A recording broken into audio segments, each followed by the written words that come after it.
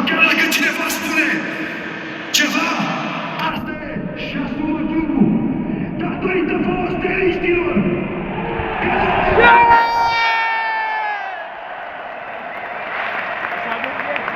Pentru că noi, și acum 20 de ani, și acum 30 de ani, și acum 5 ani, și acum 30 de ani, tot aici am fost lângă echipa asta. Și de-aia vreau să cântați acum cu mine. Atenție toată lumea! Dragul și nici clipe, nici ore, nici zile!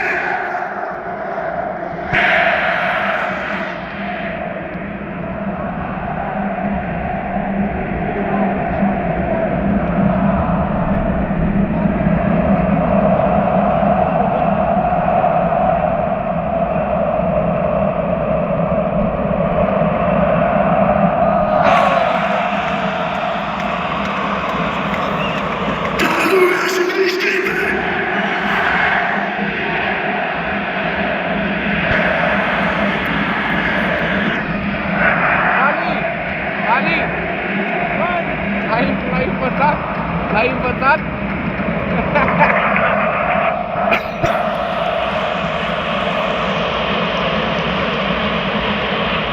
Atenție, Feluza! Rugămintea mea pentru toți suporterii, plăcuțele să fie ridicate, culoarea roșie sau albastră în față, culoarea albă spre dumneavoastră. Și vă rugăm frumos, scalați, nu acum, nu acum, nu acum, nu vă spune eu. Da? Și vă rog să scalați acel cod, este vorba de Peluza Nord. Scalați acel cod după plăcuță, aveți un cod de bani. Scalați-l pentru că Peluza Nord merită și a meritat tot timpul că a fost lângă această echipă. Vă mulțumesc din suflet în numele Peluzei Nord.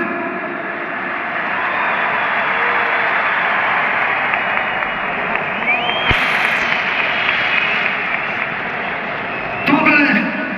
Atenție, tobele! Să cânte toată lumea!